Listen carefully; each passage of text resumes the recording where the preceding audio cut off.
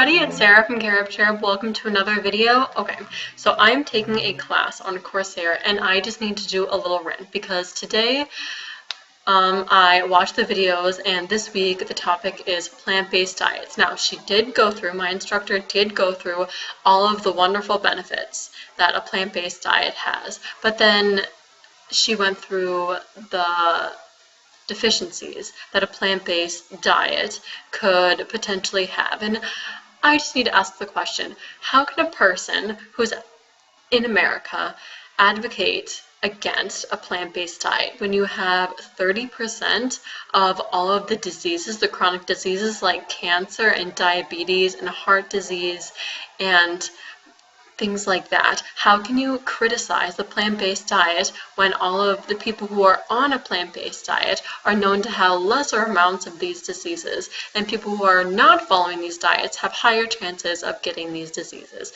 How can you turn and criticize the vegans for being unhealthy when the majority of the people who are unhealthy are the people who aren't eating a plant-based diet? How does that make any sense? She went through and she said that there are so many benefits to eating a plant-based diet. How can you deny them? Less saturated fat, less cholesterol, duh, because there's not as much fat and we don't need animal products with cholesterol in them. And there's more produce, whole grains, beans, nuts, soy, duh, because that's all we can eat. More fiber, duh, because animal foods don't have fiber in them, duh.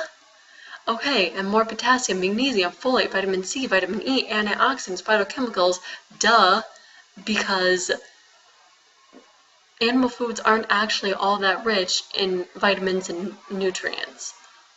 Vitamins and minerals. Vitamins and minerals are found in plant foods. That's where we get the majority of our nutrients. And they're high in nutrient density, lower in energy density. That just makes sense.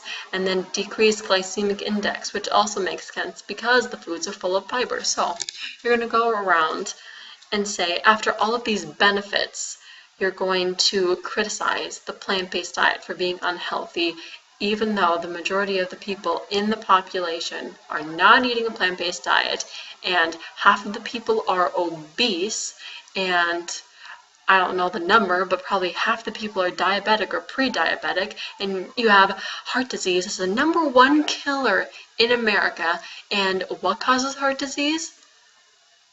Oh yeah, a plant-based diet doesn't. Guess what does? Eating animal products does. So you're going to criticize the one thing, or one of the few things in America that is actually helping save people's lives. This is where we get misinformation. And then she went through the potential deficiencies that can come with a plant-based diet. Protein. No, vegans are not lacking in protein. Thank you very much. We're not lacking in protein. You just get too much protein, the majority of Americans. She even said that the majority of men get twice the amount of protein that they need in a day, and women get 20 more grams that they need. And those are high estimates because most of the DRIs in the US are based off of normal, quote-unquote, people that eat a standard American diet, which is full of fat and cholesterol and is refined and is unhealthy. So we're basing our health standards off of people who are unhealthy. That makes sense. And iron, heme versus non-heme. I hate explaining this. The reason that non-heme isn't as absorbed is because we don't need that much protein, and absorbing too much iron can result in problems too. So our body absorbs as much as it needs, not as much as it's supplied with. That makes sense. And zinc, calcium, vitamin D, riboflavin, omega-3s, iodine, all of these shouldn't be a problem on a plant-based diet. Calcium. Dairy actually depletes the calcium from people's bones because it is acidifying to the blood, which makes the body leach calcium from the bones in order to make the blood more basic. Okay? So don't say dairy is good. You don't need dairy for your calcium. You just need greens and citrus fruits. Those are stuffed with calcium, okay? And B12. You know what the weird thing about B12 is? You're not actually getting that much B12 from your animal products because B12 needs to be raw.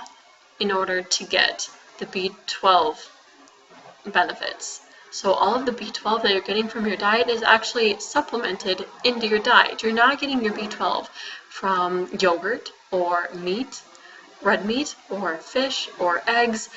Anything that's cooked, you're not getting B12 from. So why don't you go eat some dirt if you want some B12 and not eat a steak, because you're not going to get any B12 from a steak. And in terms of iodine, everybody in the United States would have an iodine deficiency if their diet wasn't so high in salt, okay? And vegans aren't the only people who have problems with iodine. And salt isn't strictly vegan either. Who says that vegans can't eat salt? The reason that vegans don't eat salt and people on a plant-based diet don't eat salt is because they're health conscious and they know that high salt intake increases risk for heart disease and hypertension and bloating and water retention and a lot of other things. So if you didn't need so much salt in order to get your iodine, then maybe people wouldn't be eating so much salt. Okay?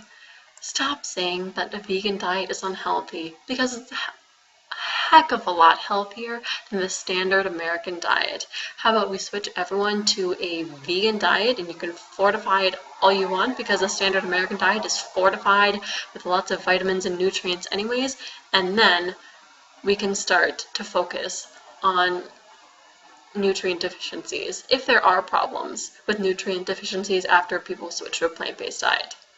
Okay, so that's the rant.